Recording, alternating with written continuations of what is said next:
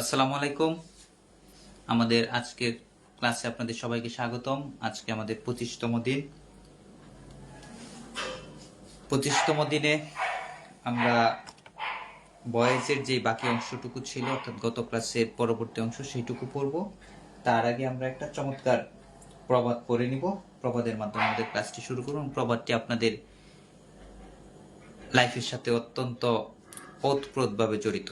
একটু আমরা প্রবাদ থেকে শুরু করি। প্রবাদটা হচ্ছে, যদি এরকম একটা বাক্য থাকে, আমাদের গ্রামে খুবই প্রচলিত,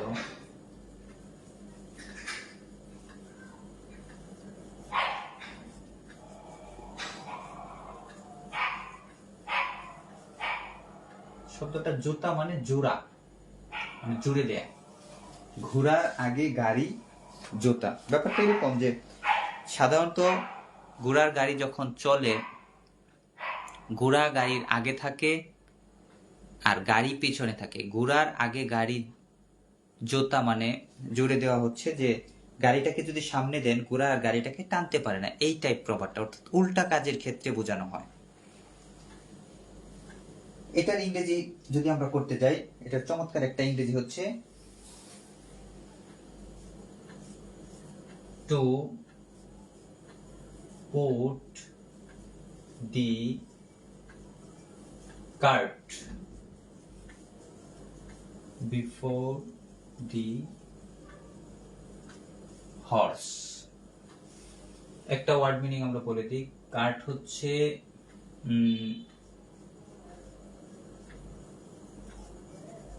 পশুবাহিত গাড়ি। এটার আরেকটা মিনিং হচ্ছে দু চাকার গাড়ি। সাধারণত পশুবাহিত গাড়িগুলা দু চাকার গাড়ি হয়, আমরা যে অর্থই করি না। কিন্তু put the cart before the horse, before মানে সামনে, হর্স মানে ঘোড়া, অর্থাৎ ঘোড়ার আগে গাড়ি যদি আমরা দেই, সেই ক্ষেত্রে এটা হচ্ছে to put the cart before the horse. এর অর্থ হচ্ছে আমরা যখন উল্টা কোনো কাজ করি, যখন যেটার প্রয়োজন না, যেটা আগে পরে করার কথা, পরেরটা আগে করি, আগেরটা পরে করি, এই কাজটা আমরা করি। যেমন আমরা হয়তো বা অ্যাডমিশনে চান্স পাবো কি পাবো না তার ঠিক নেই, পাওয়ার পরে কি কি করব তার প্ল্যান করি, কিন্তু প্রিপারেশন নিতে চাই না, মানে উল্টা একটা কাজ। অথবা অনেক সময় আমরা ফল ভোগ করার চেষ্টা করি কিন্তু কাজ শুরু করি না। এই ক্ষেত্রে এটা, এখানে দুইভাবে আমাদের প্রশ্ন থাকতে পারে। টু পুট, এইখানে পুট শূন্যস্থান হিসেবে থাকতে পারে, অথবা কার্ডটা শূন্যস্থান হিসেবে থাকতে পারে, এইটা অথবা এটা। আর বাংলা অনুবাদ হিসেবে আসতে পারে যে ঘোড়ার আগে গাড়ি জোতা, ইংরেজি কি, বা ঘোড়ার আগে গাড়ি জোড়া, এইভাবে আসতে পারে। আর উল্টা কাজ করা বলতে কি বোঝায়, সেই ক্ষেত্রে আমরা এই প্রবাদটা ইউজ করতে পারি। তারপর আমরা একটা চমৎকার ইডিয়মস পড়ব, সেটা হচ্ছে snake in the grass. Snake in the grass, অর্থাৎ একটা সাপ ইন দি গ্রাস মানে ঘাস। এটা দ্বারা বোঝায় গোপন শত্রু, গোপন শত্রু। গোপন শত্রু হচ্ছে যেই শত্রুকে দেখা যায় না, অর্থাৎ গাছের ভিতর যদি কোনো সাপ লুকিয়ে থাকে, সাপের কালার এবং গাছের কালার অনেক সময় মিলে যায় এবং এটা বোঝা যায় না, সেই জন্যে এটাকে বলা হচ্ছে স্নেক ইন দ্য গ্রাস, মানে গোপন শত্রু, যেই শত্রুকে আমরা বুঝি না। যেমন আমাদের মোবাইল ফোন হতে পারে, মোবাইলে আমরা ভাবি যে 2 মিনিটের জন্য মোবাইলটা হাতে নিলাম, কিন্তু 1 ঘন্টা চলে গেল। যদিও মোবাইলকে আমরা শত্রু হিসেবে বিবেচনা করি না, কিন্তু এটা একটা গোপনে আপনার আমার ক্ষতি করে দিল, এই ক্ষেত্রে এটা ইউজ করি। আরেকটা ইডিয়মস আমরা একটু দেখব, এ ট্রাইং টাইম।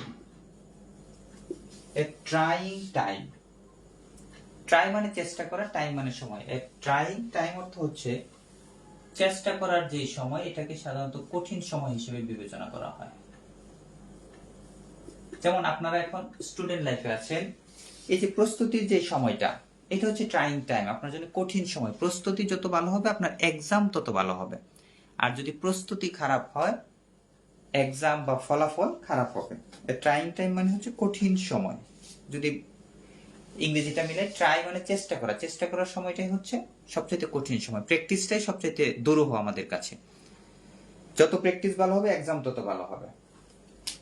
ওকে, এখন আমরা কতদিনের নিয়ম অনুসারে একটু ভয়েস চেঞ্জ করব। ভয়েস চেঞ্জের ক্ষেত্রে আমরা যে কথাটা বলেছিলাম একটু জাস্ট লিখে নেই, সেটা হচ্ছে সাবজেক্ট অবজেক্টের যে পরিবর্তনটা ছিল এটা লিখেছিলাম, আর সাবজেক্টের আগে একটা বাই বসবে। তারপর বলছিলাম সংক্ষেপে লিখি, যেহেতু গত ক্লাসে আমরা লিখেছি এক্সট্রা অক্সিলিয়ারি ভার্ব, তারপর লিখছিলাম এক্সট্রা ভার্ব 3। গত ক্লাসটা দেখলেই আমরা মনে করতে পারবো, যাদের দেখা হয় না বা যাদের দেখা হয়েছে জানা আছে। সাবজেক্ট অবজেক্ট এটা সহজ নিয়ম, এটা সবাই পারবো। বাই যুগে সাবজেক্ট অবজেক্ট হবে, আর অবজেক্টিভ ফর্ম সাবজেক্টিভ ফর্ম, এটা আমাদের ইজি ব্যাপার। বাকি যে প্যাটার্নটা সেটা হচ্ছে এক্সট্রা অক্সিলারি ভার্ব আর একটা ভার্ব 3। গতদিন আমরা প্রেজেন্ট টেন্সটা করেছিলাম, আজকে পাস্টের দুইটা টেন্স করব। প্রথমটা সিম্পল পাস্ট থেকে শুরু করি। যদি হয় এরকম আই, খুবই simple, I finished the task.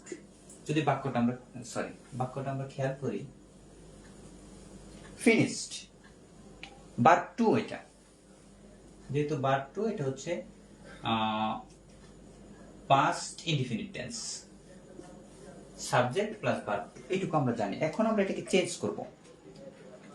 তো একই প্যাটার্ন, অবজেক্টটা সাবজেক্ট হিসেবে বলবে দি টাস্ক, মাঝখানে আমরা বাদ রাখলাম বাই যুগে আই এর অবজেক্টিভ ফর্ম হচ্ছে বাই মি, এটা আমরা দিলাম। এখন আমরা দেখি আমাদের এই রুলস অনুযায়ী বাক্যটা চেঞ্জ করতে পারি কিনা। দ্য টাস্ক, ওকে, আমরা বললাম এক্সট্রা অক্সিলিয়ারি ভার্ব। এখন পাস্ট ইনডিফিনিট টেন্সে যেহেতু কোনো অক্সিলিয়ারি ভার্ব নেই, আমরা কার বা কোনটা নিব সেই ক্ষেত্রে আমাদের মনে রাখতে হবে, যদি এখানে একটু আমরা লিখে দেই পাস্ট ইনডিফিনিট, এর নিকটতম যেই টেন্সটা, অর্থাৎ পাস্টের ক্ষেত্রে আমরা যদি সিরিয়াল অনুযায়ী করি পাস্ট ইনডিফিনিট, তারপর হচ্ছে পাস্ট কন্টিনিউয়াস, তাহলে এটাই হচ্ছে নিকটতম টেন্স। এইখান থেকে নিব পাস্ট কন্টিনিউয়াস এর অক্সিলিয়ারি ভার্ব হচ্ছে ওয়াজ এবং ওয়ার প্লুরালের ক্ষেত্রে। যেহেতু দ্য টাস্ক সিঙ্গুলার ফর্ম, আমরা ওয়াজ কে নেব। এটা আমরা মনে রাখবো যে এক্সট্রা অক্সিলিয়ারি ভার্বটা যে কোনো জায়গা থেকে নিলে হবে না, যেই টেন্স ওই টেন্স অনুযায়ী নিব। আর ওই টেন্সে যদি অক্সিলিয়ারি ভার্ব না থাকে সেই ক্ষেত্রে আমরা এটা নিকটবর্তী টেন্স থেকে নেব। যেহেতু পাস্ট ইনডিফিনিটে কোনো অক্সিলিয়ারি ভার্ব ছিল না, সেহেতু আমরা এর নিকটবর্তী টেন্স পাস্ট কন্টিনিউয়াস থেকে ওয়াজ ওয়ার থেকে নেব। দ্য টাস্ক ওয়াজ, এক নাম্বার কাজ আমাদের কমপ্লিট। এক্সট্রা অক্সিলিয়ারি ভার্ব একটা দিলাম, যেহেতু প্রথম বাক্যে ছিল না, একটা অক্সিলিয়ারি ভার্ব দেওয়া মানে এটাই এক্সট্রা হলো। তারপর হচ্ছে ভার্ব 3 বসানো।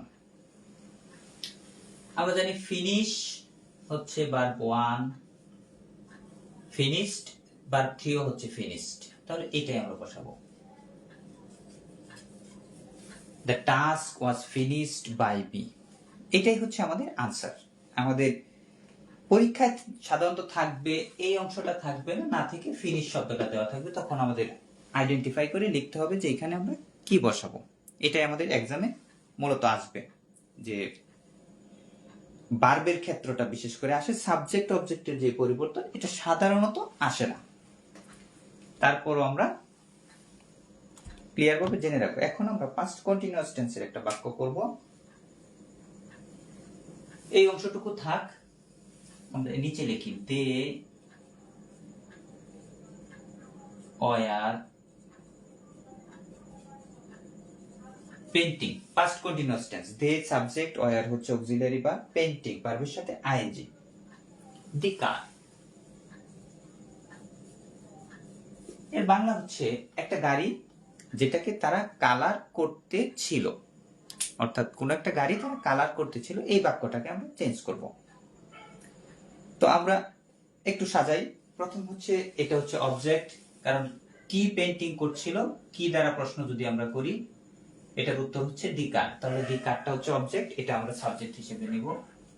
দি কার, আমাদের প্রথম কাজ শেষ। তারপর হচ্ছে বাই যুগে সাবজেক্টটাকে অবজেক্ট বানাবো, বাই, দের অবজেক্ট ফর্ম হচ্ছে দেম, এইটুকু আমরা লিখে ফেললাম। এখন আমরা মাঝখানে ঢুকবো, অর্থাৎ ভার্বের জায়গায় মূল জায়গা। এখানে লক্ষণীয় বিষয় হচ্ছে একটা অক্সিলারি ভার্ব অলরেডি রয়ে গেছে, যেহেতু পাস্ট কন্টিনিউয়াস টেন্স।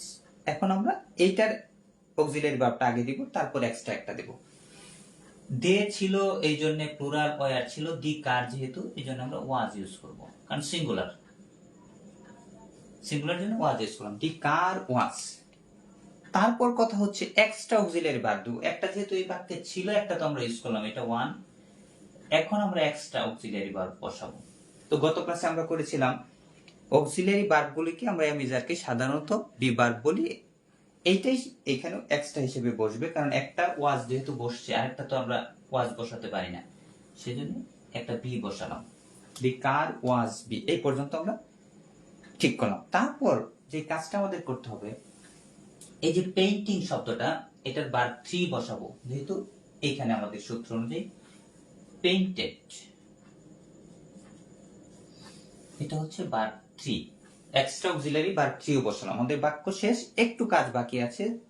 একটি পয়েজে এখানে একটা আইএনজি ছিল পেইন্টিং এর সাথে, আমরা জানি ভার্ব 3 এর সাথে আইএনজি বসানো, অর্থাৎ পেইন্টেড এর সাথে আমরা এখানে আইএনজি বসাতে পারি না। এই আইএনজিটা এই জন্য চেঞ্জ করে এইখান থেকে বি এর সাথে বসানো হবে, বিইং। তাহলে বাক্যটা সঠিক এবং কমপ্লিট। অর্থাৎ আমাদের অ্যাকটিভ বাক্যে যেই অংশগুলি থাকবে সবগুলি আমাদের লিখতে হবে, তার সাথে শুধু আমরা যোগ করব একটা এক্সট্রা অক্সিলারি ভার্ব এবং একটা ভার্ব 3। আর ওখানে যা যা থাকবে, যেমন আইএনজি থাকতে পারে, অক্সিলারি ভার্ব থাকতে পারে, সেইগুলি আমরা হুবহু বসাবো। তাহলে আমাদের ভয়েস কমপ্লিট। আর যখন আমরা পরীক্ষার খাতায় এগুলো বিবেচনা করব, দুইটা বিষয় খেয়াল রাখবো, যে অক্সিলারি ভার্ব এক্সট্রা আছে কিনা, একটা ভার্ব 3 আছে কিনা। তো ক্লাসটা আমরা একটু 2 মিনিটে রিভাইজ দেই। যে প্রবাদটি আমরা পড়লাম, ঘোড়ার আগে গাড়ি জোতা বা গাড়ি জোড়া, অর্থাৎ উল্টাভাবে কোনো কাজ করা, সেটা হচ্ছে to put the cart before the horse. Cart অর্থ হচ্ছে 2 চাকার গাড়ি, পশুবাহিত গাড়ি, এটা আমাদের মনে রাখতে হবে। তারপর আমরা যেটা পড়লাম, a snake in the grass, এর অর্থ হচ্ছে গোপন শত্রু, যেটা দেখা যায় না, অদৃশ্য।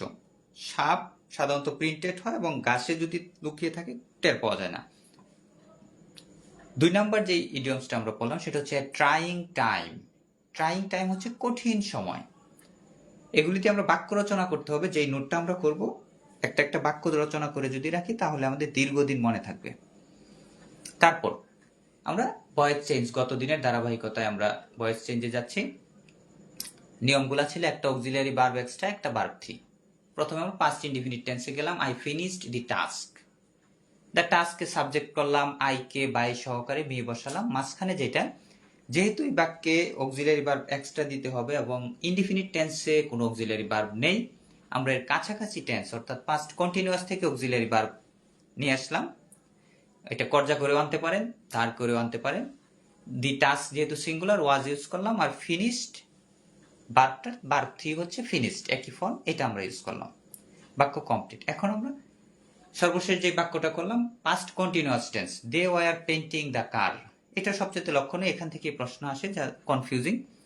সেটা হচ্ছে দি কারকে আমরা সাবজেক্ট করলাম, দে কে বাই যুগে দেম অবজেক্ট বানালাম। তারপর একটা অক্সিলারি ভার্ব ছিল ওয়ার, সেটার কারণে আমরা দি কারের পরে একটা অক্সিলারি ভার্ব বসালাম ওয়াজ। আরেকটা এক্সট্রা অক্সিলারি বসাইতে হবে, সেজন্য আমরা বি ভার্ব হিসেবে বি বসানো হলো। আর পেইন্ট শব্দটার পাস্ট পার্টিসিপল পেইন্টেড বসানো হলো। আর পেইন্টের সাথে যে আইএনজিটা ছিল, এটা বি এর সাথে নিয়ে আসলাম। আমাদের কাজ মোটামুটি complete. The car was being painted by them, এটাই হচ্ছে আমাদের সঠিক ফরম্যাট এবং ভয়েস চেঞ্জ। পরীক্ষায় অ্যাক্টিভ ভয়েস থাকতে পারে, প্যাসিভ ভয়েস থাকতে পারে। দুটা ফরম্যাটে আমাদের লক্ষ্য রাখতে হবে। 3 ভাবে প্রশ্ন আসতে পারে। একটা হচ্ছে অ্যাক্টিভ থেকে প্যাসিভে পরিবর্তন করা, প্যাসিভ থেকে অ্যাক্টিভে পরিবর্তন করা, অথবা মাঝখানে ভার্বের জায়গাটা শূন্যস্থান হিসেবে আসবে। আমাদের সঠিক ফরম্যাটে বসানো জানতে হবে। প্রত্যেকটা টেন্সের আমরা একটা করে উদাহরণ করব। আপনাদের কাজ হচ্ছে একটা করে উদাহরণ নতুন করে নোট খাতায় লিখে রাখবেন, প্র্যাকটিস করবেন। কোথাও কোনো কনফিউশন থাকলে আমরা নেক্সট ক্লাসে সলিউশন করব। তো আজকে এই পর্যন্তই। খোদা হাফেজ।